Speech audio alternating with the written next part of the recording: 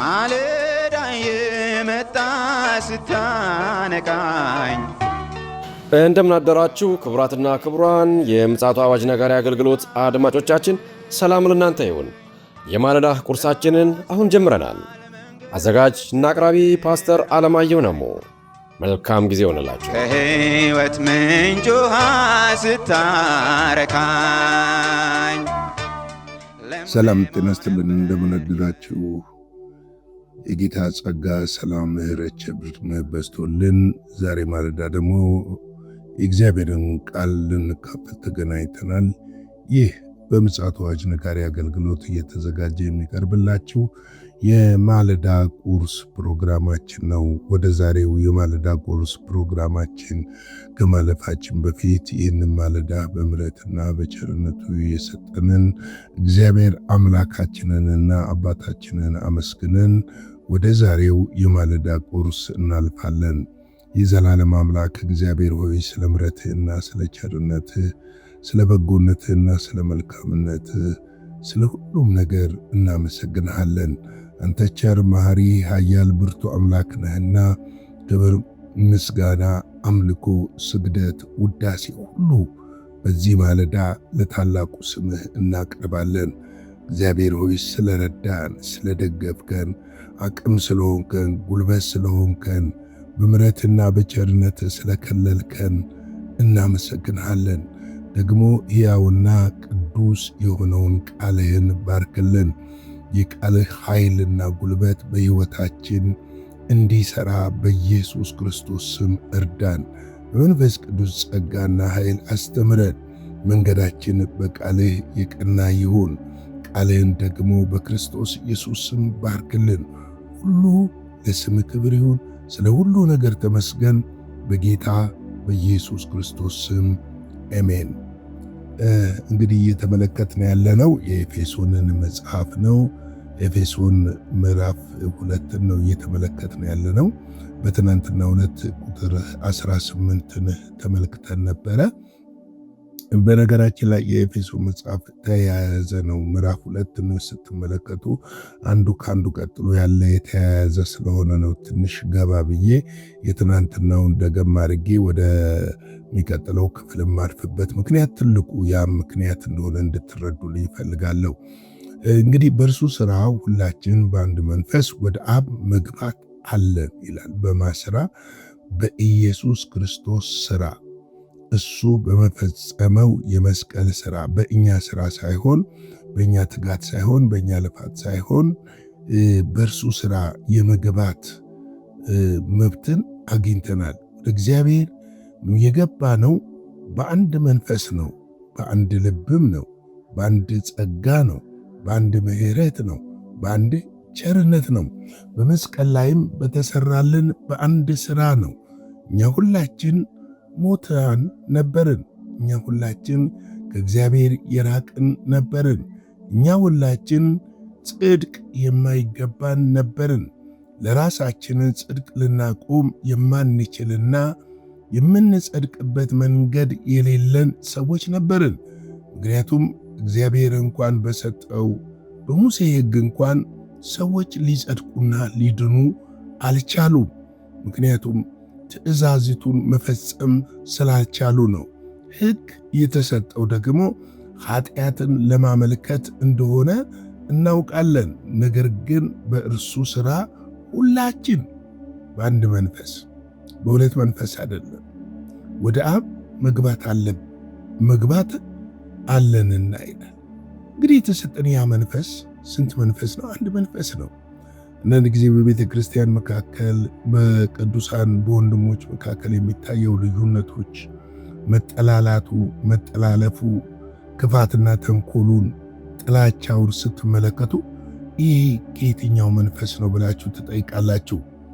ምክንያቱም የእግዚአብሔር መንፈስ የፍቅር መንፈስ ነው።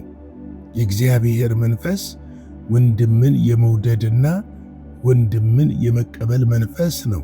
የጥላቻ መንፈስ አልሰጠንም። በዚህ ሀገር ብዙ ጉድ ይሰማል። አገልጋዮች ሽጉጥ ታጥቀው ለመገዳደል እስከ መፈላለግ ድረስ የሚሄዱበት አገር ላይ ነው ያለነው። ይህ ለምን ሆነ ብትሉኝ እኔም ምላሹን አላቅም። ነገር ግን አንድ ነገር ይገባኛል።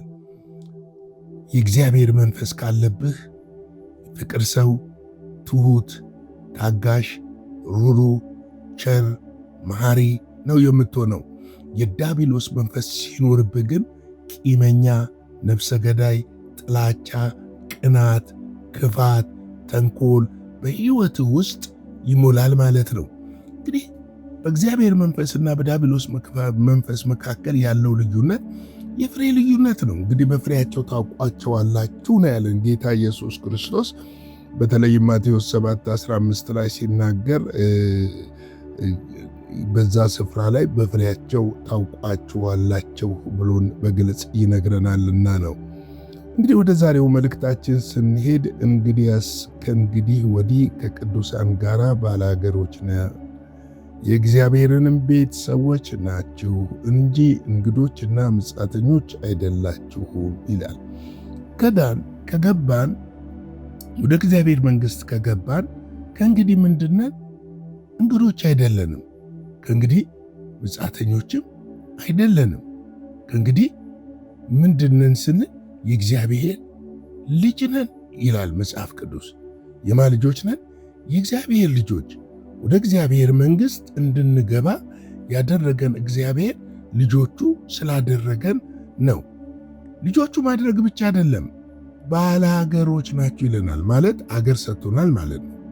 ባላገሮች ናችሁ ሲለን አገር ሰጥቶናል ማለት ነው። የሰጠን አገር አለ ማለት ነው። እንግዲህ ይህንን አገር ደግሞ የሰጠን አገር ምን አይነት አገር ነው?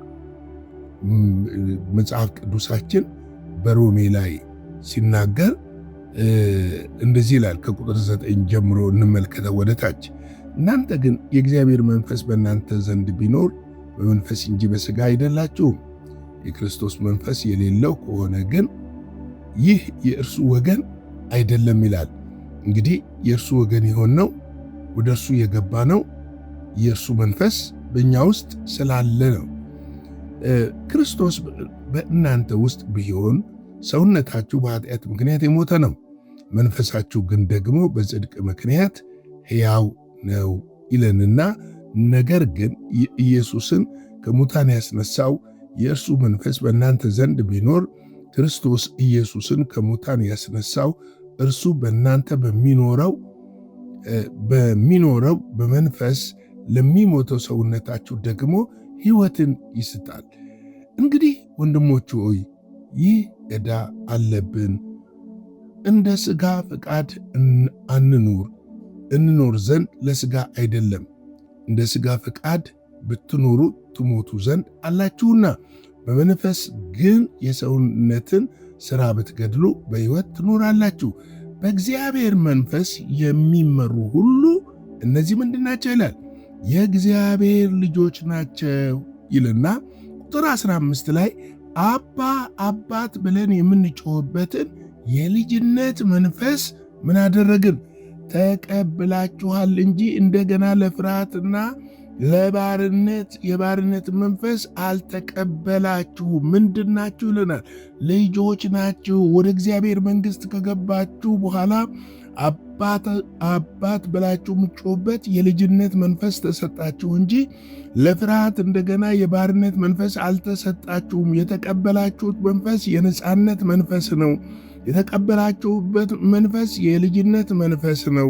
ወደ ገባችሁበት የእግዚአብሔር ቤት ውስጥ በዛ ልጆች እንድትሆኑ ተደርጋችኋል ብሎ በግልጽ ቋንቋ ይነግረናል።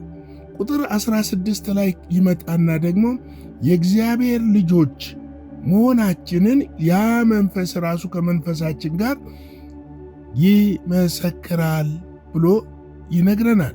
እንግዲህ የእግዚአብሔር ልጆች የሆነው በልጁ በኢየሱስ ክርስቶስ በተከፈለልን ሥራ እንደሆነ በደንብ ልናውቅ ያስፈልጋልና ያ ደግሞ ርቀን የነበረውን አቅርቦን ወደ እግዚአብሔር ቤት አስገብቶናል። ከእንግዲህ ምጻተኞች እንዳልሆን ነግሮናል።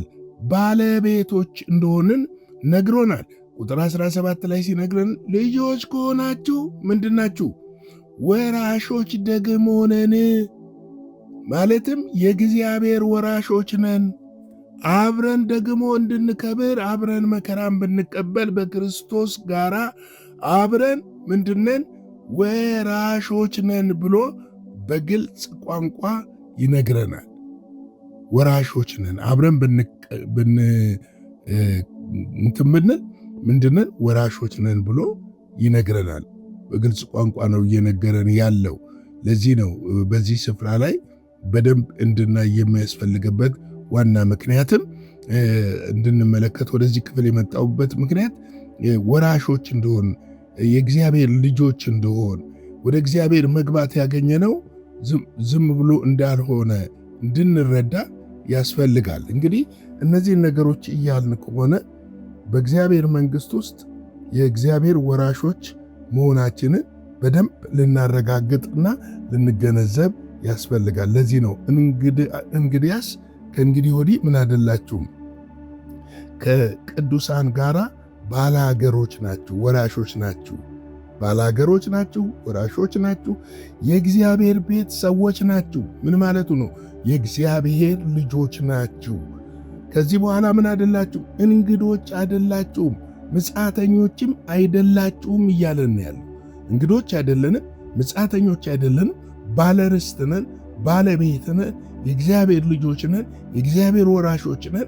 ከእርሱ ጋር ደግሞ እንወርስ ዘንድ ለዘላለም ተጠርተናል ማለት ነው። ለዘላለም ተመርጠናል። ለዚህ ነው ወራሾች ናችሁ ብሎ የሚነግረን።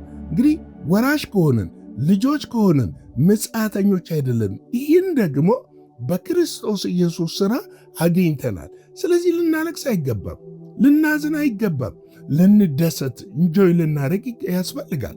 ምክንያቱም የእኛ ተስፋ ምድራዊ አይደለማ።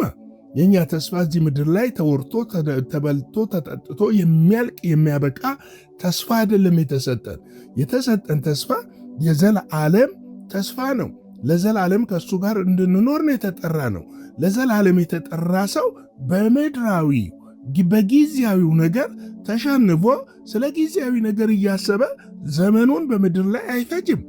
ስለዚህ ወራሾች ነን ካለን መንፈሱን ከሰጠን አባባ ብለን መጮህ የምንችል ከሆነ መናገር የምንችል ከሆነ ምጽአተኞች ካልሆን እንግዶች ካልሆን በእርሱ ቤት ቤተኛ ከሆንን ወራሾች ከሆንን ልጆች ከሆንን እንግዲህ ምንድን ይቀረን? አያችሁ፣ የእኛ ተስፋ ዘላለማዊ ነው። የምንጠባበቀው ኢየሱስ ክርስቶስ የእግዚአብሔር ልጅ ይመጣል ብለን የምንጮህበት ትልቁ ምክንያት ይሄ ነው። ቀኑ ደርሷል ሊመጣ የምንልበት ምክንያት ይሄ ነው። ምክንያቱም ተስፋችን ከምድር ስላልሆነና ዘላለማዊና ሰማያዊ ስለሆነ ነው። ለዚህ ነው ኤፌሶን 2:12 ላይ በዚያ ዘመን ከእስራኤል መንግሥት ርቃችሁ ለተስፋው ቃል ኪዳን እንግዶች ሆናችሁ በዚህ ዓለም ተስፋ አጣችሁ ከእግዚአብሔር የተለያችሁ ያላችሁ ከክርስቶስ ያለ ክርስቶስ ነበራችሁ። አሁን ግን በክርስቶስ ስለሆን ወራሾች ነን፣ ቤተኞች ነን፣ እንግዶች አይደለንም፣ ምጽአተኞች አይደለም። ራሳችንን እንደ ምጽአተኞችና እንደ እንግዶች አንቆጥርም። የእግዚአብሔር ቤት ወራሾች ነን፣ የእግዚአብሔር ልጆች ነን። ፊልጵስዩስ 3:20 ላይ ምን ይላል? እኛ አገራችን በሰማይ ነው፣ ከዚያም ደግሞ የሚመጣ መድኃኒት እርሱም ጌታን ኢየሱስ ክርስቶስን እንጠባበቃለን። የእኛ አገር የት ነው? በሰማይ ነው። ከዛ የሚመጣውን ክርስቶስ ኢየሱስን እንጠባበቃለን። ምክንያቱም ተስፋ ሰጥቶናል። ለዘላለም ከእሱ ጋር እንድንኖር ተስፋ ሰጥቶናል። ዘላለም ማለት ደግሞ ቁጥር አልባ ማለት ነው። በምድር ስሌት ከምድር እንደ እንፋሎት ከሆነው ዕድሜ ጋር ሲነጻጸር የአሁኑ ዘመን መከራ ምንም እንዳይደለ መጽሐፍ ቅዱስ በግልጽ አብራርቶ ይነግረናል። ምክንያቱም የምንጠባበቀው ተስፋ አለ። ከዛ ደግሞ የሚመጣ መድኃኒት አለን። እርሱንም ጌታ ኢየሱስ ክርስቶስን ምን እናደርጋለን? እንጠባበቃለን፣ እንጠብቀዋለን። ይመጣል ጌታ። ስለዚህ እሱን ነው የምንጠብቀው። የእኛ የተባረከው ተስፋችን እርሱ ስለሆነ ነው። እንግዲህ እንግዶች አይደለንም፣ ምጽአተኞች አይደለንም፣ ባለአገሮች ነን፣ የእግዚአብሔር ቤት ሰዎች ነን እንጂ እንግዶችና ምጽአተኞች አይደለንም ማለት ነው። ለዛሬ ማለዳ ያዘጋጀሁት የማለዳ ቁርስ ፕሮግራማችን ይህን ይመስላል። ላይክ፣ ሼር፣ ሰብስክራይብ እናድርግና ለሌሎች በማጋራት አብረን አገልጋዮች እንሁን። አጭር ጸሎት ጸልየን እንጨርሳለን። የዘላለም አምላክ እግዚአብሔር ሆይ በጌታ በኢየሱስ ክርስቶስ ስም ስለ ምሕረትህ፣ ስለ ቸርነትህ፣ ስለ በጎነትህና ስለ መልካምነትህ ሁሉ ክብር ምስጋና ለአንተ ይሆን። እግዚአብሔር ሆይ ልጆቼ ብለህ ልትጠራን ስላላፈርክብን ሕያውና ቅዱስ የሆነውን መንፈስህን አባባ ብለን ምንጮህበትን ስለሰጠህን እግዚአብሔር ሆይ እንግዶች ከነበርንበት፣ ምጽአተኞች ከነበርንበት፣ ተስፋ ካልነበረን ስፍራ አውጥተህ ቤተኞች ስላደረከን፣ ወራሾች ስላደረከን፣ ያንተ እውነተኛ ልጆች ስላደረከን በኢየሱስ ክርስቶስ ስም እናመሰግንሃለን። እግዚአብሔር ሆይ ስለሰጠን ተስፋ፣ ስለሰጠን መልካምነት፣ ስለሰጠን በጎነት፣ ስለሰጠን ምሕረት፣ ስለሰጠን ቸርነት፣ ስለሰጠን መልካምነት ሁሉ በኢየሱስ ክርስቶስ ስም እናመሰግንሃለን። ክብር ምስጋና ከዘላለም እስከ ዘላለም ለታላቁ ስም ይሁን። ይህንን ቀን ባርክልን፣ ከክፎች ጠብቀን፣ በደምህ ሸፍነን፣ በኢየሱስ ክርስቶስ ጌታና ጻድቅ ስም አሜን።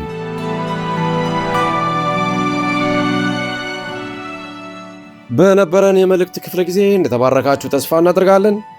በነገው ማለዳ በሌላ ዝግጅት እንገናኛለን። መልካም ቀን።